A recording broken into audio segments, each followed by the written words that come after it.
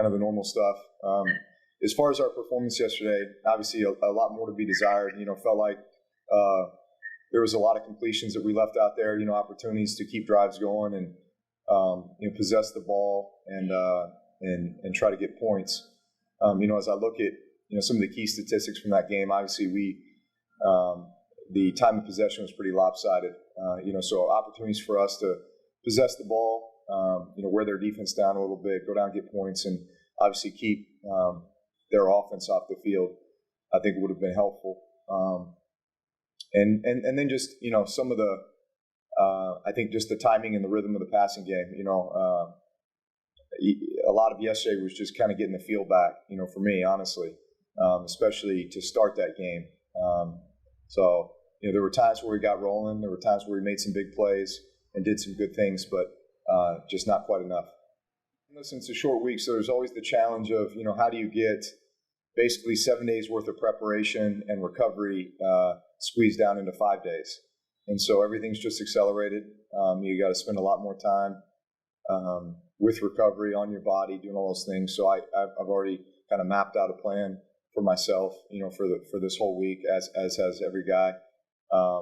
Also, as we approach practice, it's typically you might be putting shoulder pads on 1 day a week or what have you. Obviously that's not something you do on a short week like this. So, it's how do you balance the recovery, but also getting, the reps that you need in order to prepare yourself for the game. So we'll have a good plan. So, last week, so building up to Philly, again, it was hard to anticipate the timeline. When I first got hurt, just because I'd never dealt with anything like that before, and you understand just how important the healing process is for the ribs and the lung and that kind of thing. So it's tough because my personality is one to be very, very proactive and try to get back out there as quickly as possible, and yet you understand that there's healing that has to take place. And so, I was put on IR, so basically I knew I was out for 3 games minimum.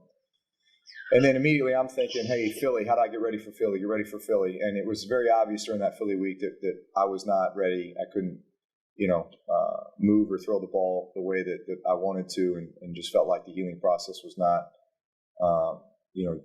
even close to where it needed to be yet. But when we got to Philly that on game day, I told myself I'm going to go out and do everything I would do pregame and kind of see where I'm at. And I felt good to the point where the game adrenaline was pumping even during the pregame in Philly, even though knowing I wasn't going to play.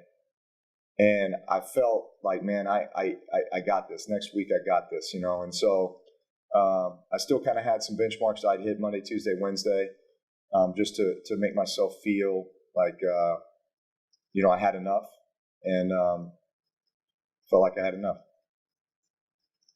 Next one's from Luke Johnson. Well,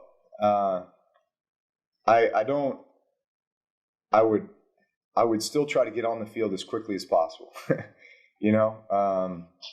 just wired that way, and don't want to miss any time.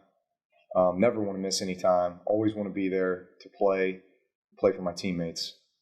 But obviously knowing that, just don't know how many more opportunities I'll have. There's even a greater sense of urgency. Sure.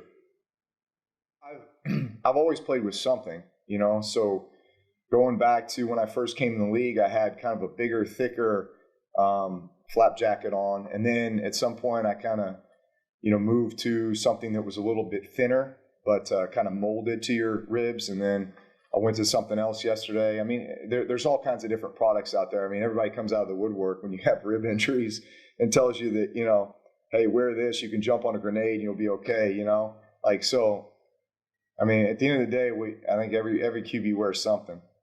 Did you go with the jacket that can survive a grenade blast, by the way? Supposedly, yes. I'm not gonna try that one. I won't be the one to prove that theory.